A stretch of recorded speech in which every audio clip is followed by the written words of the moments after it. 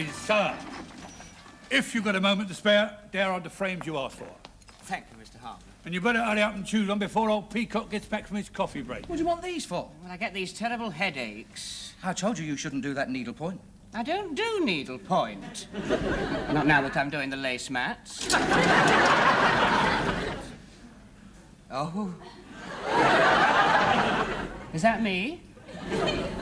Blimey, your eyes are bad. I mean, are they in harmony with my personality? Well, they would be if you bought an electric organ to go with them. Here, try these. Oh, no. People think I can only afford half of them. Now, these are good. Oh, yes. Oh, these are definitely me. What do you think? Well, they'll be handy for looking through letterboxes. Do you know, I haven't done that since I went carol singing as a little lad. Hey, did you see Mummy kissing Santa Claus? As a matter of fact, I think she was trying to push him back up the chimney. Now, these definitely, yes. Oh, yes, my mind is made up, firm as concrete. No matter what anybody says, I won't Mr. Humphreys, take off those ridiculous glasses. Yes, Captain Peter. Harmon, get off the floor. Take this thing with you. Yeah, to hear this to a pay, O master. That is the camisole, and these are the matching pantaloons. Are you sure this is the trendy thing the girls are wearing today? Do you need more? No, that's convinced me. Cheeky monkey. Where was I? Oh, you're telling about this Greek fella you're keen on, myxomatosis. Mr. Metaxas. Anyway, where did you meet him? Well, me and Mrs. Axelby was in this Greek restaurant. On your own? Well, you don't always want to go with men, do you? Anyway, he was sitting alone in a corner, and he was staring. You know how they do. Well, after a while, he sent a note over saying he'd like to give us both an ouzo. In front of everyone? It's a drink.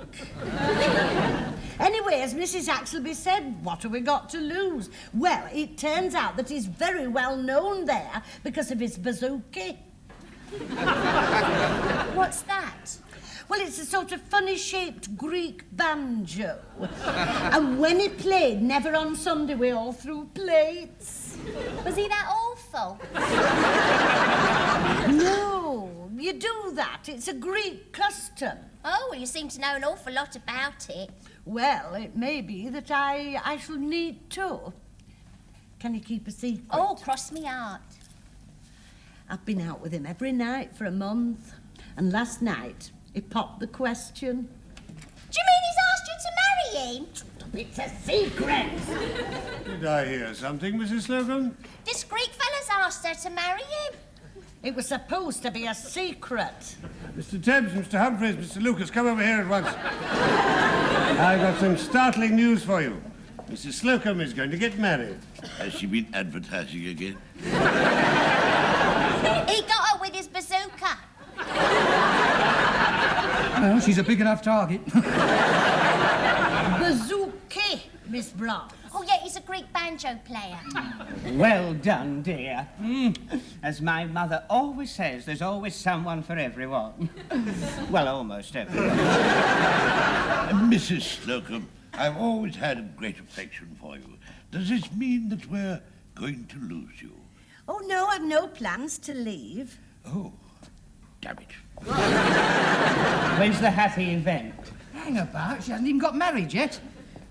Captain Peacock, you are employed to keep order in this department, not to encourage gossiping round the counters. Mrs. Slocum's going to get married. Oh, allow me to be the first to congratulate you. Actually, you're the last. Well, be that as it may, we are here to serve customers, so perhaps you'll all go back to your counters.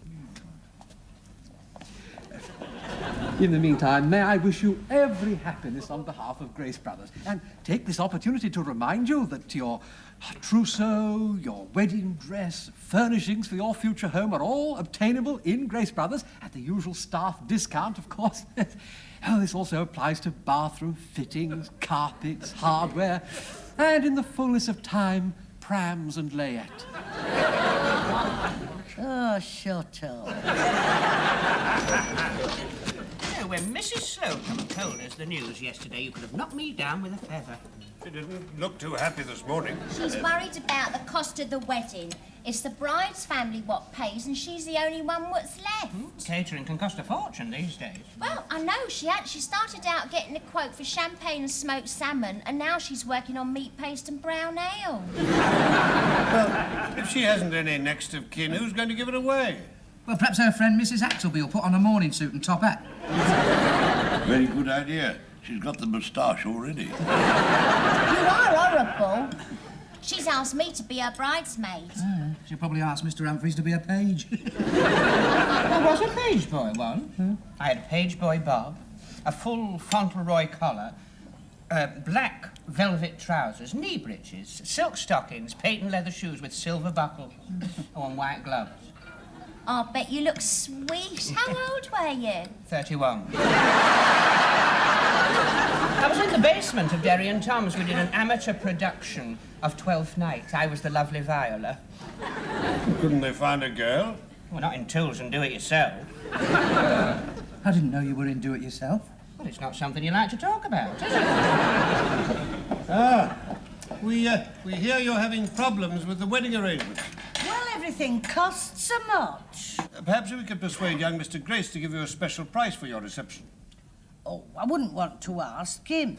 Well, as the senior man on the floor, perhaps I could put a word in. What date had you in mind for the wedding?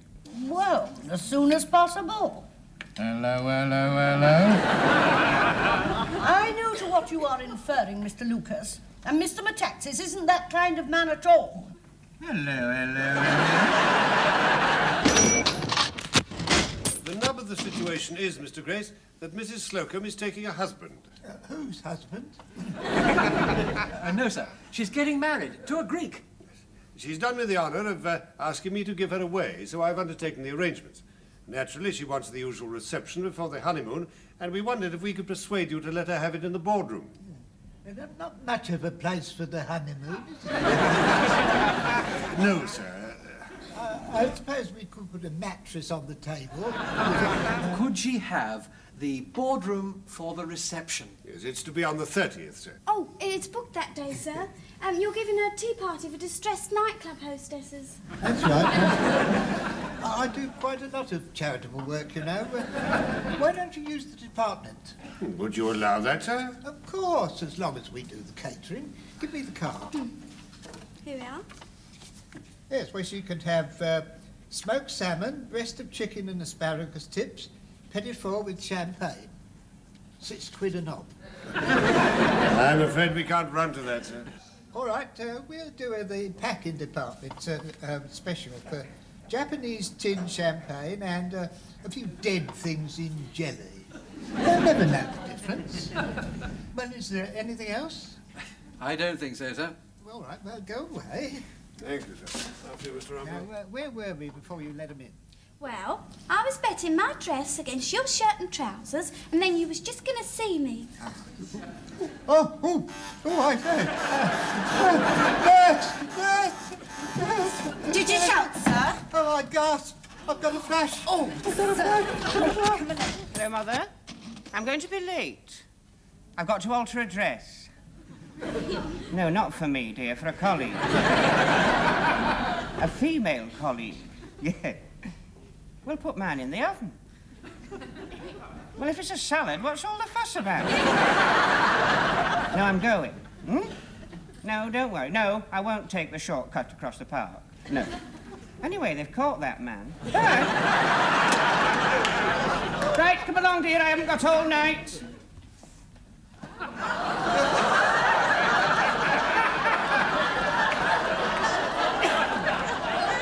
I knew she'd choose the Princess Grace model. what do you think? Well, that train will have to go for a start. Oh, on second thought, you could use it as a top sheet on the bridal bed. Turn round.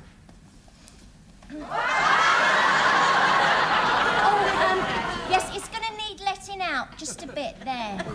What did you choose this one for? It was reduced by 50%. Well, if we could reduce you by 50%, we'd be in business. Come on, hang on to the counter. Miss Brahms, take her shoulders. That's it. Right. Now, now take a deep breath in. And second pulse, take a deep breath out. That's it. That's it. I've got it. There. We've got a bit of a problem here.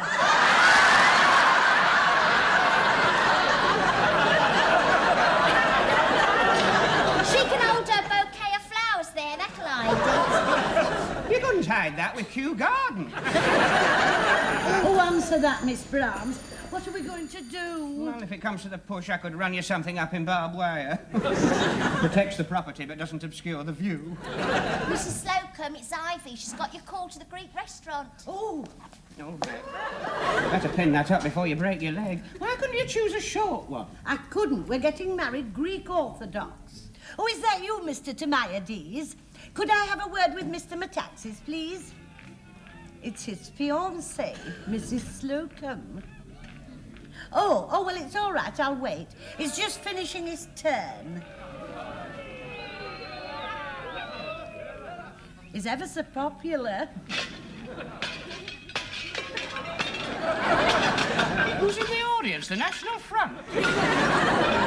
What was that, Mr. Tamiades? Oh, I see. Oh, he's having to take an encore. Well, look, will you just tell him that I'll be a little bit late, but I've got some wonderful, exciting news. What's the wonderful, exciting news? He's going to have a topless wedding. No, you see, I wrote to this uncle of mine in America, and I invited him to the wedding. Well, you know how you do. I mean, he's very well off, and I thought he might give us something rather nice. Well, this morning, I got this letter from him, and he's coming to the wedding. And do you know what he's giving us? No. A house. No. He is. And he's coming all that way. Well, it's all because I'm marrying a Greek. You see, it seems that the partisan saved his father-in-law's life during the war, and then he left him his business, so of course he's very grateful. Oh, fancy. It's like a Hollywood story. As a matter of fact, I think I've seen the film. Joan Crawford played my part. Who played my part? Walter Brennan. Anyway, we're going to have to do it properly, you know. We're going to have a band and dancing and tara masala. That's going to be expensive. Oh, well, I dare say Mr. Metaxas will chip in. I mean, he's not mean. He's taking me to Greece for our honeymoon. He's already put a down payment on a package deal. I'm going to meet his family. Hang on. See, this is his family at his sister's wedding. That's him with his bouzouki. Oh, who are them ones dancing around in them skirts? Oh, they're his brothers. How much is this package?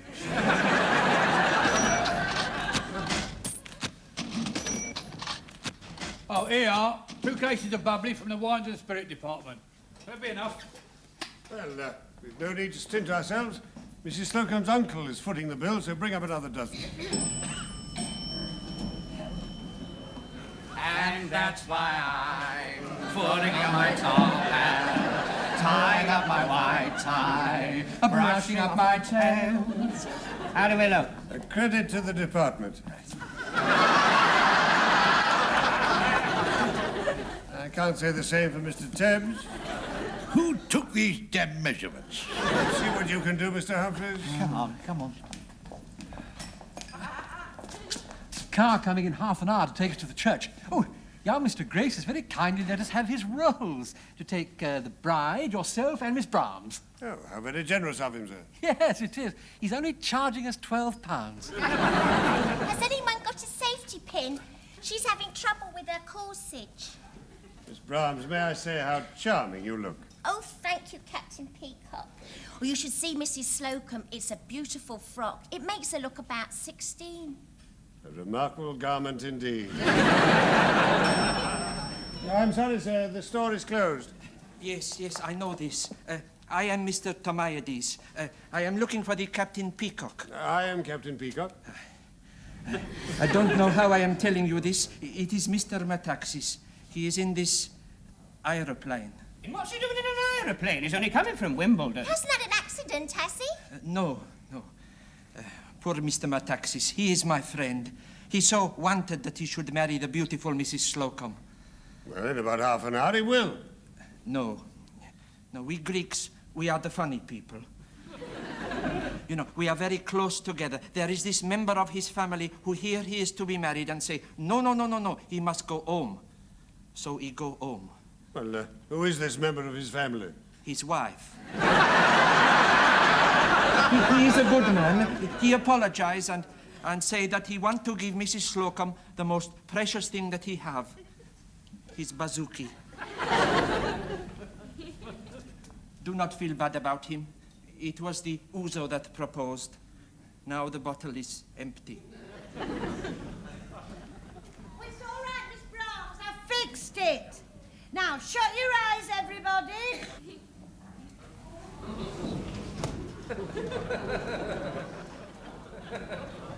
You can open them now.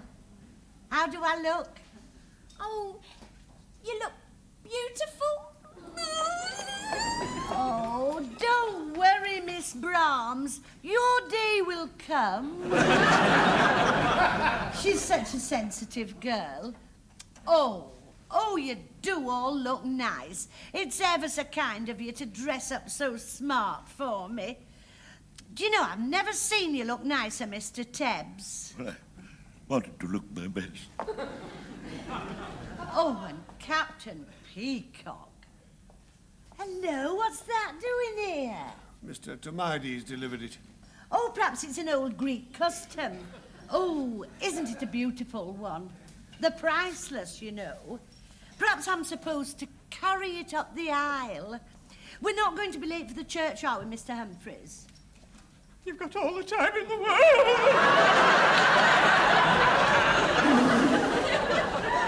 Come into the fitting room, Betty. I have one or two things to explain to you.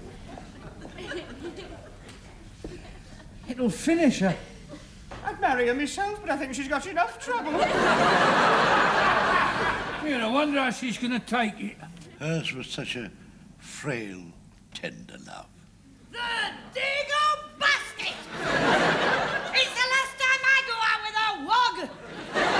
I'll stuff his vine leaves for him! And I'll feed his withered old bouzouki!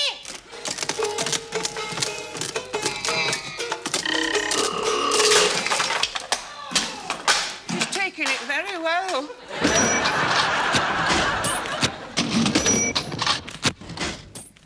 Right, that's it. Mrs. Slocombe's uncle is coming straight here instead of to the church. Didn't he think it was funny? Well, I told him that we'd explain everything when he got here. At least it gives us time to think. Perhaps if we give him a good party and fill him full of champagne, he'll pay for the reception anyway. How is she? Well, she stopped throwing the furniture about. Now she's just crying. Oh, that poor woman. Not only has she lost her husband, she's lost a house to put him in. You mean her uncle won't give her the house now? It was only because she was going to marry a Greek she was getting it in the first place. Hey, listen, couldn't we get that Greek vicar over here and pretend she was getting married in the store? Yeah, like them Hollywood weddings. Even assuming we could persuade a Greek Orthodox priest to be a party to such a blasphemy, where are we going to find a substitute Greek bridegroom and best man? Well, we've got a Greek band coming. Perhaps a couple of them will stand in for us. It's worth a try. It's the only way she'll get that house. Oh, no, I really can't go along with this. No? Well, let me put it another way, Mr. Rumbold. Who signed the chit ordering the food, the band and the cars in the expectation that Mrs. Slocombe's uncle was going to pay for it? Well, I did. Yes, so who's going to have to pay for it if there is no Greek wedding?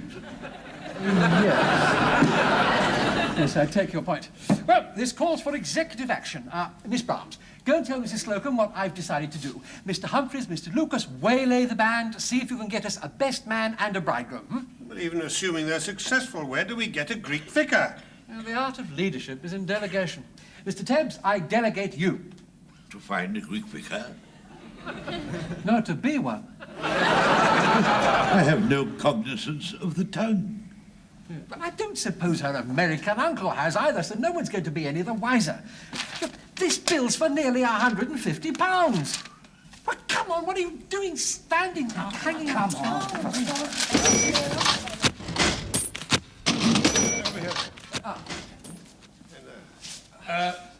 Mrs. Slocombe's guests are here, and I take the liberty of putting them in the fruit juice bar. Oh, and I got your records. I got "Here Comes the Bride," followed by your genuine Greek wedding chant. What about the groom's guests? A couple of Greeks did turn up, but I sussed them out by the ouzo on their breath.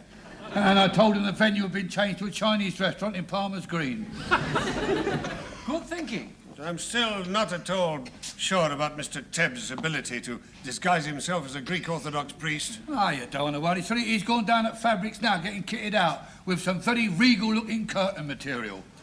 And he'll be all right as long as he don't touch the hat. The hat? The one I knocked off the chef.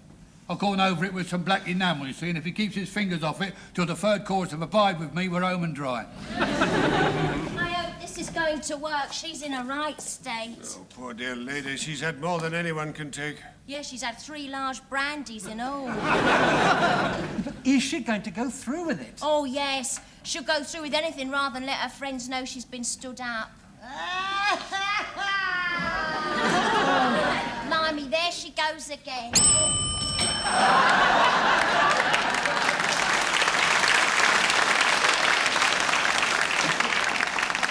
I hope this isn't going to take long. I'm all safety pins.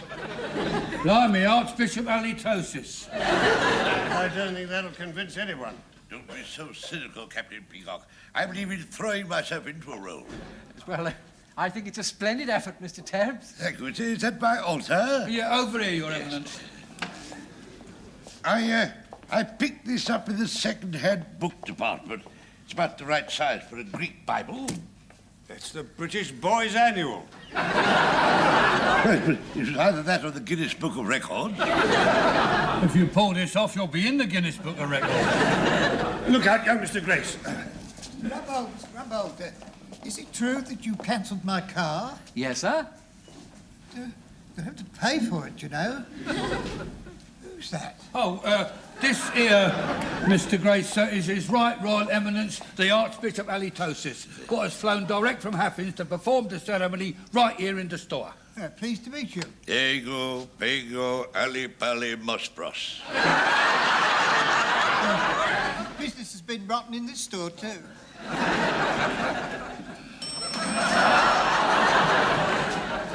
What on earth have you got that on for? Well, I'm the best man, aren't I? The Greek band wouldn't play ball, but I gave them 10 quid and they said they'd play the music and keep their mouths shut. They lent me this out of their costume basket. Oh, by the way, the guests downstairs are fed up drinking orange juice and fruit juice. They're coming up now. Well, where's Mr. Humphries? He's standing in front of a mirror trying to make himself look like a Greek husband. And let's face it, he's playing against type. Welcome to the ceremony. I am Mr. Inman, the usher. Brides, guests on the left, grooms on the right, please. Take your positions there. Right the way through there, madam, if you'd like to go across. Hey there, I'm Wendell P. Clark. Yes, well, I'm Rumbold, manager of this department. This is Captain Peacock, our floor walker. You must be Mrs. Slocombe's uncle. Yes, sir, and I understand from the guests that you're going to hold the wedding ceremony right here. That's a great idea. Oh, pleased to see you, Your Eminence. Euripides, Aristotle, Polydorus. I was in Greece during the war, and I understand some of your customs. Benedictine Calvados. Gee, I gotta make a donation to their church. That guy's held up with safety pins. You, sir, I presume, are the groom. Me, Mr. Lucopolis. Me, Bester Manor. Oh, pleased to meet you. Yeah, nice to meet you, too. Now, where is my little niece, Betty? I haven't seen her since she was so high. Such a pretty little girl. You'll probably notice quite a change.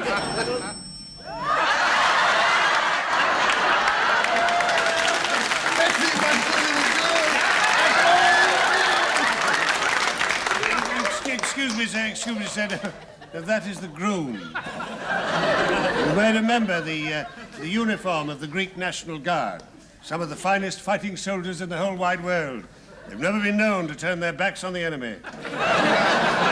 Sound tactics. Me and Mr. Metaxas. I just met your best man, Mr. Lupopolis. No, Lucopolis. We come from Samey Village. Oh, where is that? Hoftos. Captain Peacock, perhaps you'd like to go and fetch the bride. Certainly, sir. Slocombe. Mrs. Slocombe, are you free? Mr. Harmon, play the music. Yes, sir.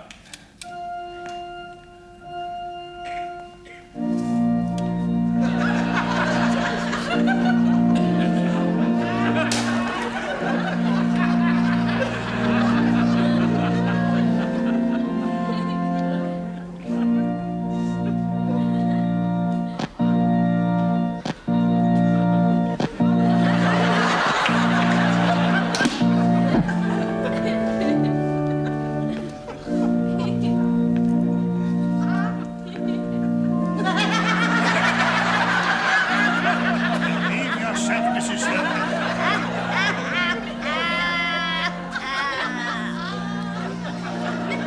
Proceed, Your Eminence.